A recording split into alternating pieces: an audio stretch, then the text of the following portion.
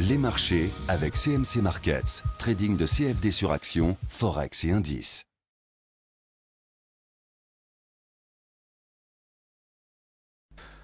Bonjour, je vous présente aujourd'hui une vidéo d'analyse technique tradable à partir de la plateforme de CMC Markets. Il s'agit d'Ubisoft.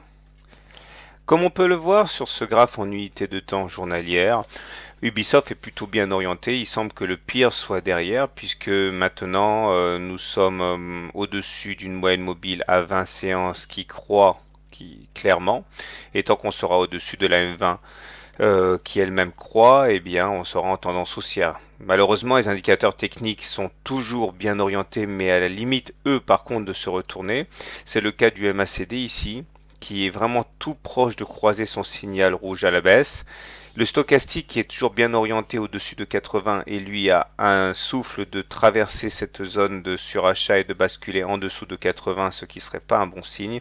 Et le momentum est lui aussi tout près de basculer sous zéro. Donc pour l'instant, on est toujours sur le trait du rasoir, et bien sur le fil du rasoir bien orienté, mais on est également en danger sur ces trois indicateurs techniques. Il ne faudrait pas les croiser à la baisse, les signaux, car dans ce cas, on déchaînerait sans doute une intervention baissière de la part des traders. Comme on peut le voir sur Ubisoft, tout se résume finalement à une histoire de figure d'élargissement.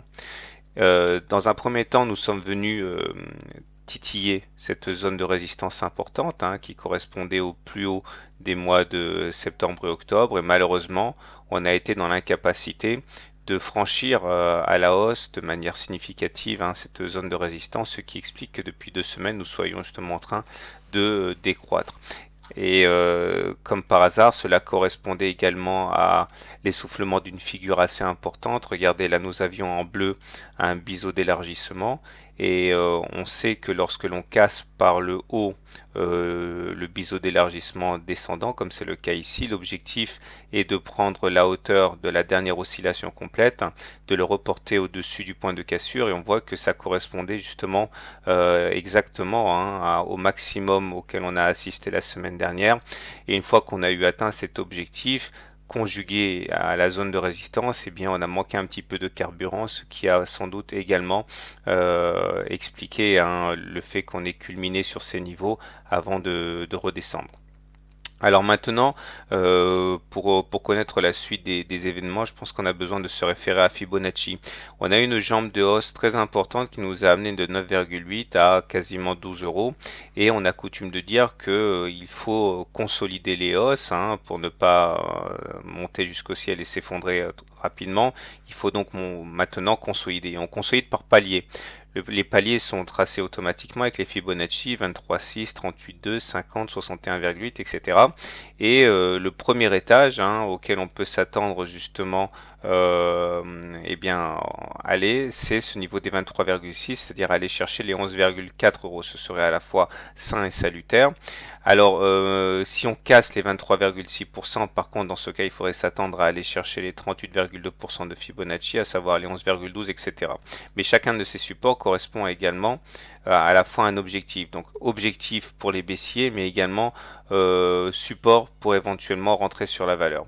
Le plus important, c'est de comprendre, comme je l'ai dit précédemment, que tant qu'on est au-dessus de la moyenne mobile à 20 séances, on est en tendance haussière.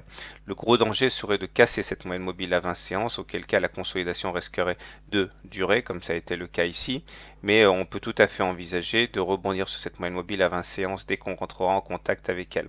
Alors, le temps que l'on descende vers les 23,6% de retracement de Fibonacci, on devrait avoir la moyenne mobile à 20 séances qui va augmenter, si bien qu'on aurait un nœud de support ici qui pourrait dans un premier temps effectivement attirer les courbes et puis ensuite les renvoyer vers les précédents plus hauts, vers les 11,95, 12 euros, le précédent plus haut.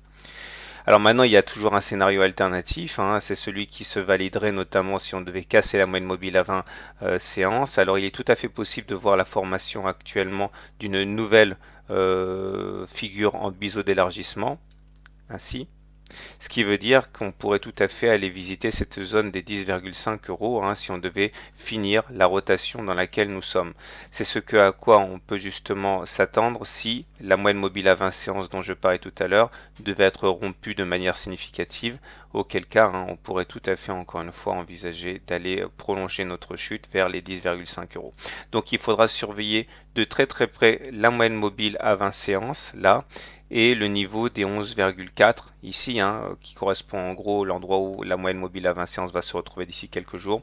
Il faut absolument préserver ce niveau afin de se remettre en ordre de marche. Ok. Par contre, si on casse la moyenne mobile à 20 séances, là, ça risquera effectivement d'être un petit peu plus chaud. Voilà, je vous souhaite une bonne journée, de bons trades et à très bientôt pour une mise à jour.